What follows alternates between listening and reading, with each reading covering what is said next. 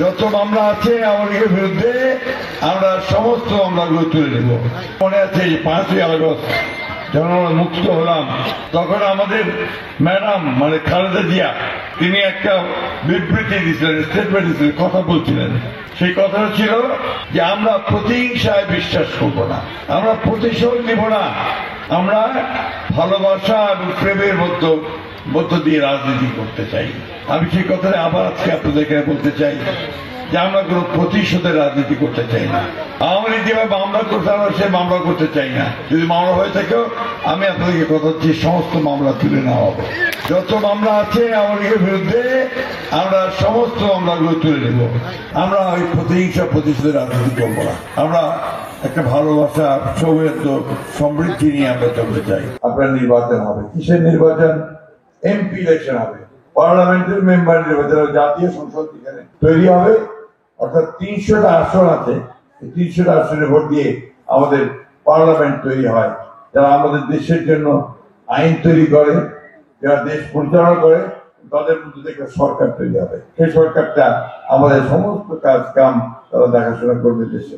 এত আপনার অত্যাচারী নির্যাতনকারী হয়ে উঠলো এবং 15টা বছর শাসন করলো, 3টা নির্বাচন আমাদেরকে করতেই দিল না, সব কিছু নিয়ে চলে গেল পুলিশ দিয়ে, তাই না?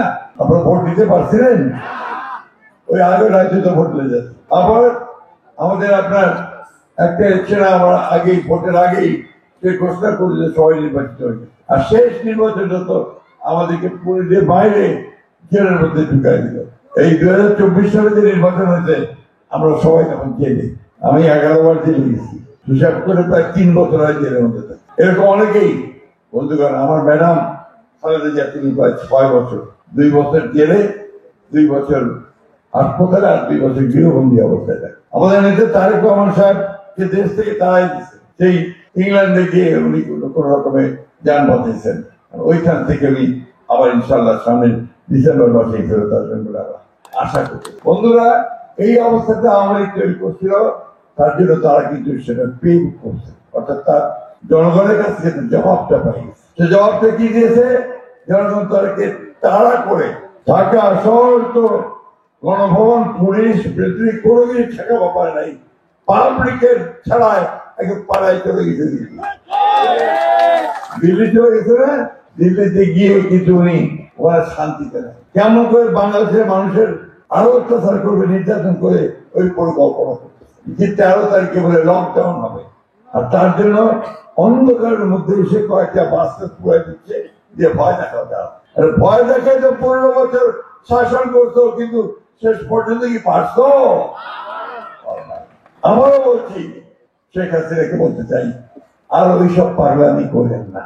ওই অত্যাচার নির্যাতন করে অতীতে শাসন করতে পারেননি, সামনে ভয় দেখায় শাসন করতে পারবেন না।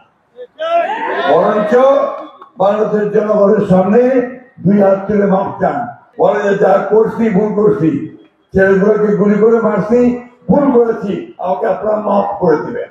কেউ বাদ চায়নি ভাই। এই যে ছোট্ট ছোট্ট বাচ্চা, নারী, ছেলেরা আমাদের, তাদেরকে গুলি করে পাখির মতো গুলি করে দেয়। একটা বাচ্চা মেয়ে, সে জানলা ধরে আসছে, কি দেখতে গেছে, মিছিল দেখতে গেছে, ওকেও গুলি করে দেয়। হ্যাঁ না, ও দেখছে প্রেসিডেন্ট জিয়ার হ্যাঁ না ভোট, হ্যাঁ না ভোট দেখছে না? আপনারা কি আপনারা দেখছেন? আমরা সব বয়স মানে বছর তো প্রেসিডেন্ট জিয়ার হানা ভোট, এটা আমরা দেখছি। তারপরে এরশাদের কবে হাঁটা, তারপরে আর হানা ভোট হয়। হানা ভোট কি এটাও তো আমরা জানি না।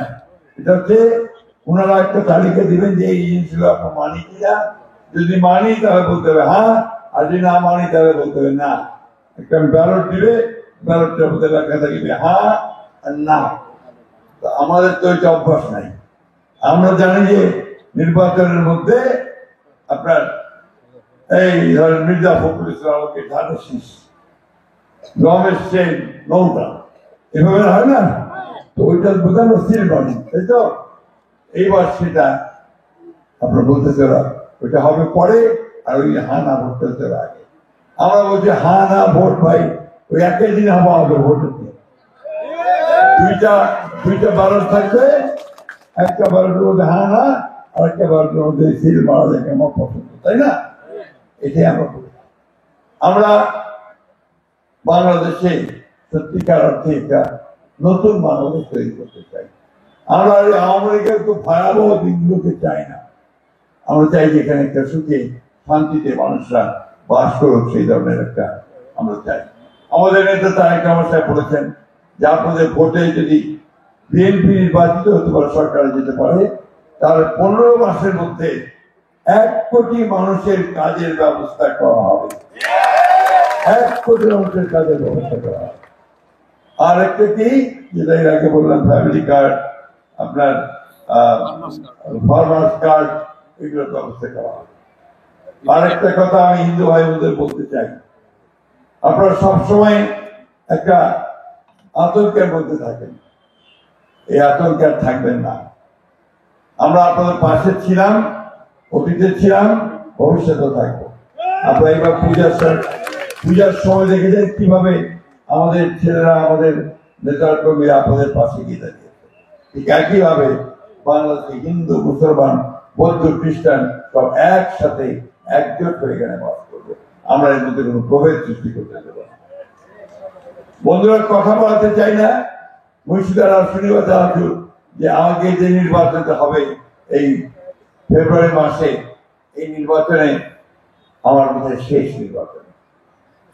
কারণ বয়স হয়ে গেছে, এখন অসুখ বেশি করা গেছে, আমি শেষবারের মতো নির্বাচন করে আর হয়তো নির্বাচন করবো না।